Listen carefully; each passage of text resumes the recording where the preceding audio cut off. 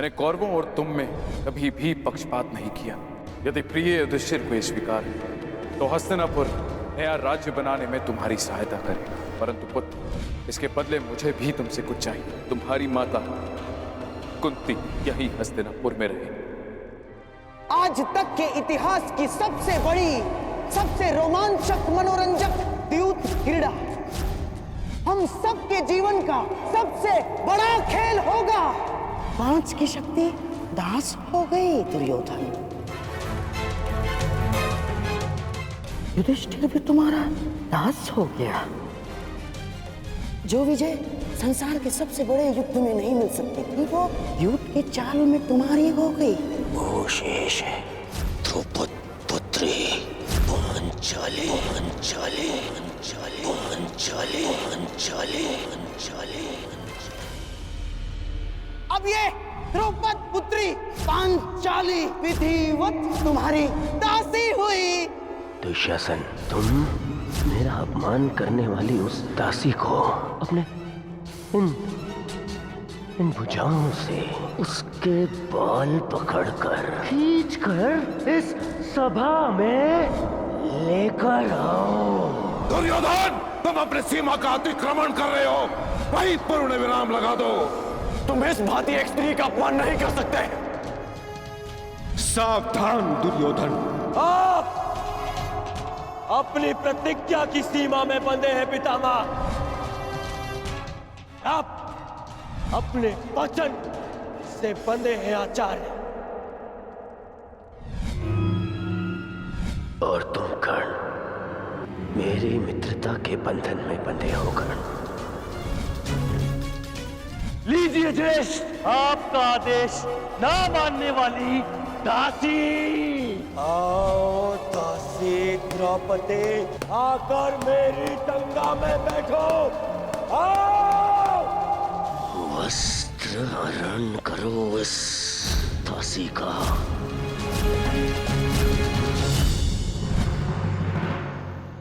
पुत्र परीक्षित, सदा द्यूत और शर्त से दूर रहना पुत्र।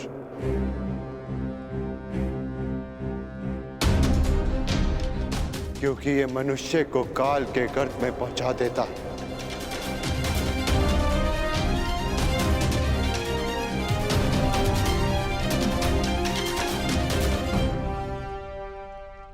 इस सभा में इतना सब कुछ हो जाने के बाद भी आप सम्मान है, परंतु इस अधर्मी दुर्योधन को उसके कुकर्मों का दंड अवश्य मिलेगा। और उससे पहले इस सभा में उपस्थित वो हर व्यक्ति जिसने मौन रहकर ये अधर्म होते हुए देखा, उन्हें उनके मौन रहने का दंड मिलेगा। श्राप है ये अपनी सुता द्रौपदी का।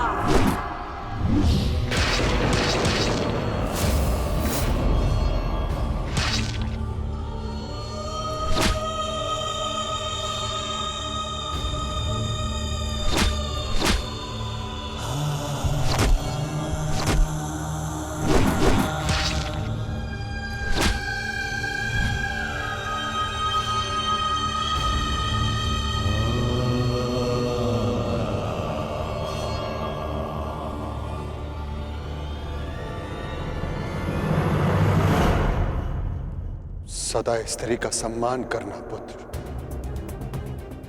किसी को भी स्त्री का अपमान न करने देना,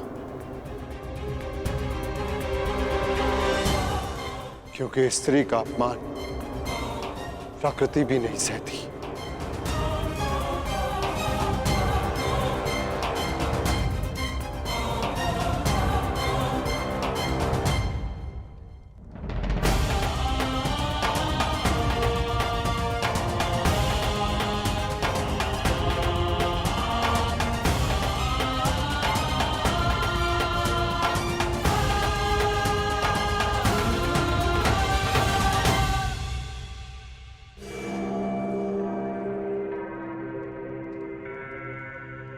मैं दुर्योधन आज हस्तिनापुर के सिंहासन को दांव पे लगाता हूं।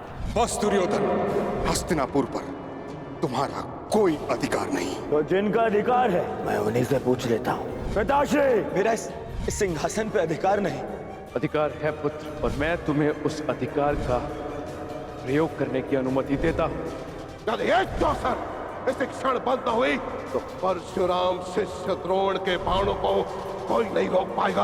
आचार्य द्रोण, आप इस सभा के सभासद हैं और नियम अनुसार सभा के समाप्त होने तक आप नहीं उठेंगे, अन्यथा आप दंड के पात्र होंगे।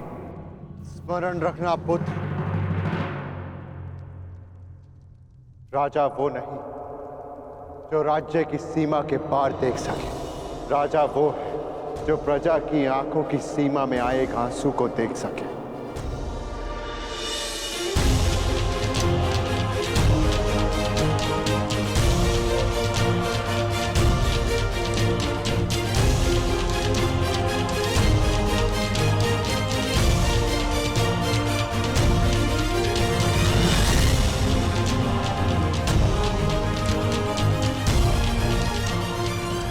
राजनीति का नहीं, सदा प्रजा नीति को ध्यान में रखकर निर्णय लेना पुत्र, क्योंकि यदि प्रजा प्रसन्न न तो राजा के मुकुट में जड़े रत्नों को कांटे बनते समय नहीं लगता।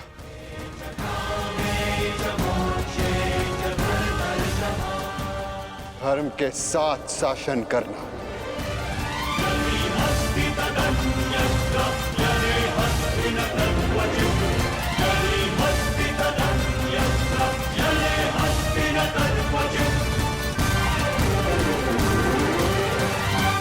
महाप्रस्थान का समय हो गया है।